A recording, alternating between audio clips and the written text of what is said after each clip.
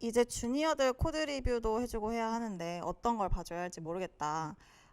배포하고 나서 에러가 나면 같이 보면서 수정해줄 수 있는데 배포 전에 그런 걸 다 꼼꼼히 보기도 어렵고 어떤 코드가 좋은 건지도 잘 모르겠다.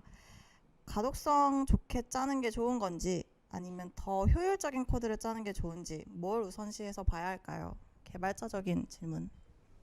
개발자 질문에 답변해 주세요. 저 개척자여서. 아, 개발자는 아닌가요? 네, 저 개척자예요. 아, 팀장이어가지고 리더라고 개발자라고 네. 분명히 개발을 명시해주셨기 못해서, 때문에. 네, 팀의 유일한 개발자 이동규인데요.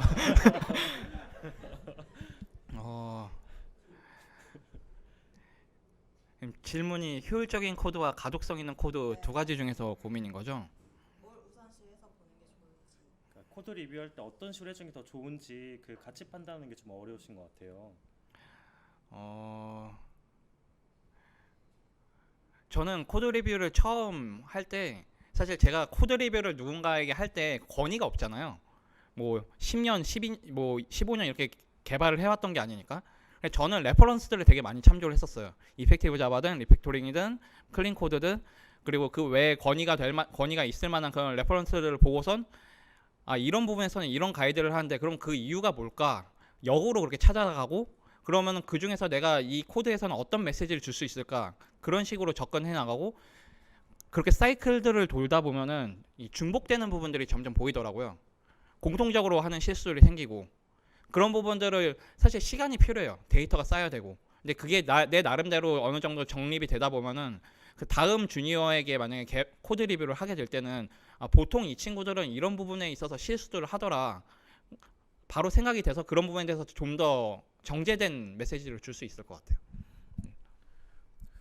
저 같은 경우는 이제 주변에 그 이제 코드 리뷰하는 걸 보면은 저 리뷰라는 말이 지금 아마 주니어 분들에게 해주시기 때문에 질문자분이 뭔가 답을 줘야 되고 분명한 가이드를 줘야 된다고 해서 아마 더 크게 부담을 느끼시는 것 같아요. 근데 주변에 제 프론트엔드 개발자들 중에 팀 중에 그렇게 답을 내려주는 리뷰보다는 질문을 던지는 걸 저는 훨씬 더 많이 본 것 같거든요. 그래서 여기서 이렇게 생각하는데 이거는 왜 안 될까요?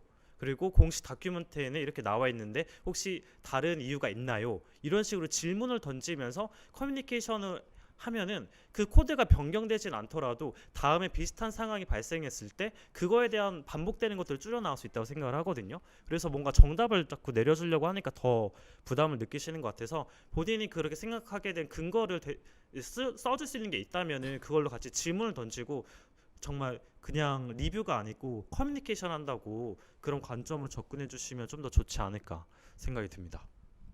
패스하겠습니다. 네. 방금 유튜브에서 들어온 질문이라고 하는데 IT 직종에 한해서 열정페이 어떻게 생각하세요? IT 직종에 한해서 열정페이. 그러니까 일은 많이 시키는데 돈은 보수는 적게 주는 열정페이를 어떻게 생각하느냐. 이제 이렇게 질문하면 답은 딱 이렇게 나오죠. 나쁘게 생각합니다. 그러니까 질문을 어떻게 하느냐도 상당히 중요하다는 거를 보여주고 싶어서 그냥 이렇게 대답한 거고요. 상당히 부정적으로 생각하죠. 네, 그걸 좋아할 사람이 있습니까? 근데 지금 상당히 소프트웨어 개발자에 대한 또 인식이나 복지, 그다음에 처우들이 상당히 좋아지고 있는 상태거든요. 예, 그래서 그런 부당하거나 불합리한 곳이 있으면 너무 참고 있지 말고 그 환경 속에 있다 보면 어느 순간에 그게 당연한 걸로 생각이 되는 거거든요. 거의 적응해서. 그 적응한다는 게 되게 무서운 거거든요. 그러니까 이게 처음에는 문제라고 생각하고 부당하다고 생각했는데 어느 순간 그게 젖어들면서 그냥 거기에 같이 매몰돼 버리는 거예요. 예, 그러다 보면 계속해서 회사나 다른 사람들이 부당한 요구를 해도 그냥 당연시 되는, 예, 그래서 그걸 깨지 못하는 상황이 된다고 생각해요. 그래서 그런 게 느껴진다면 그 속에서 빠르게 어떤 변화를 만들기 위한 시도를 하거나 아니면 다른 곳으로 오히려 가서 오히려 부당한 곳이 아닌 좀 더 합리적으로 저는 이동을 하는 게 맞다고 생각이 돼요. 그러면 또 이렇게 얘기하시는 분이 있겠죠. 저는 경력도 얼마 안 돼서 그런 역량이 안 된다. 뭐 이렇게 얘기할 수 있는데 그러면 이제 뒤에서 일을 갈면서 준비해야죠. 어떻게 하면 여기를 빨리 떠날 수 있을까? 예, 시간을 투자하면서. 예, 그러려면 제가 항상 얘기하는 과외 시간을 확보하시고요. 예, 그러려면 친구들 간의 만남도 끊어라 이런 얘기 제가 맨날 하잖아요.